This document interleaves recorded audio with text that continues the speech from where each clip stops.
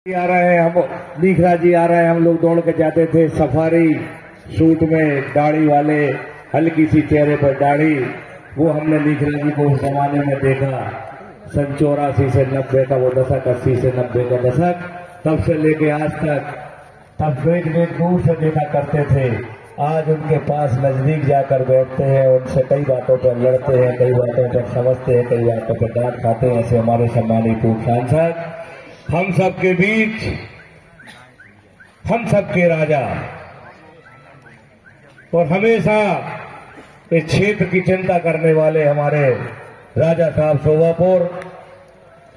मैं समझता हूं कि इस ब्लॉक में उनसे बड़ा दानवीर कोई दूसरा नहीं है, जिन्होंने 80 एकड़ जमीन अपने एक मंदिर को दान दे रखी है, 8 एकड़ जमीन स्कूल को दान दे रखी है। और इसके बारे में मैं आगे बताऊंगा।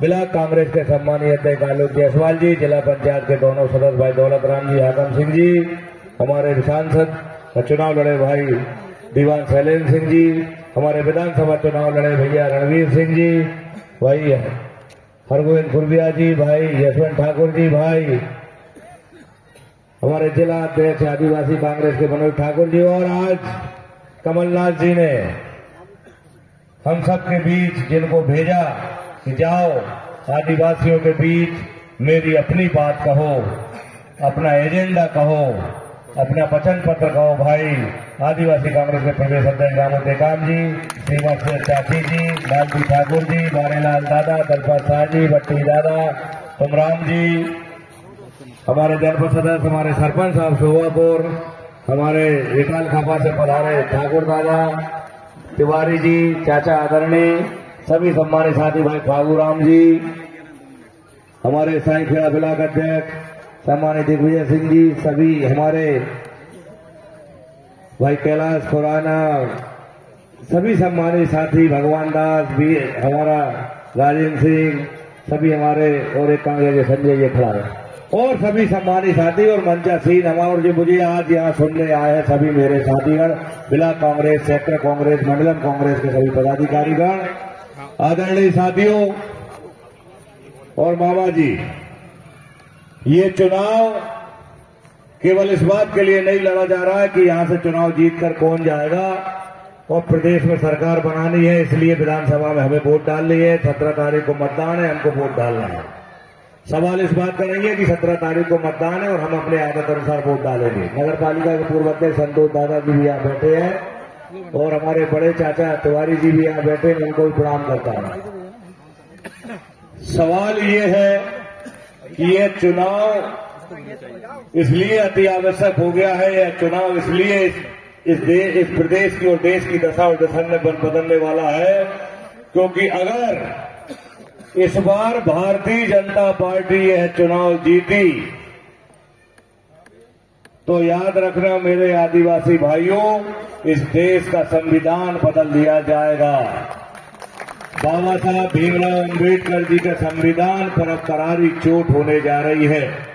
ये बात मैं इसलिए नहीं कह रहा कि ये चुनाव है, चुनाव में मुद्दे बनते हैं।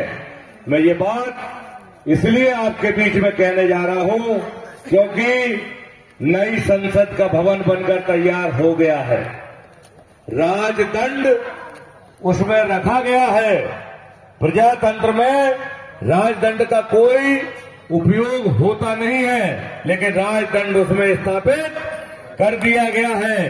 देश का नाम बदलने का प्रयास किया जा रहा है, और अब भारतीय जनता पार्टी अगर यहां से चुनाव जीत गई तो याद रखना मेरे साथियों, इस देश का संविधान भी बदलेगा, इस देश का विधान भी बदलेगा, और इस देश का निशान भी बदल जाएगा। और अगर ऐसा संभव हुआ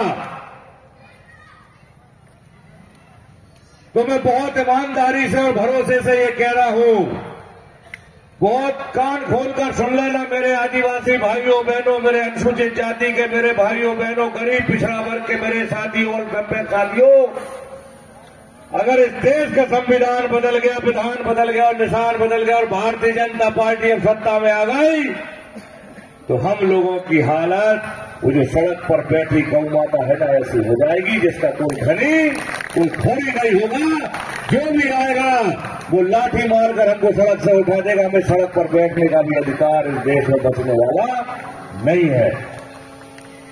और आने वाली नस्लों के लिए, आपकी आने वाली नस्लें इस बात को कहेंगे कि हमारे बुजुर्गों ने जरा से लोभ, जरा से लालच में एक ऐसे राजनीतिक दल के लिए वोट दे दिया जो बाबा भीमराव अंबेडकर जी के संविधान में विश्वास नहीं करता था। लोभ लालच में आकर हमने गलत चले इनके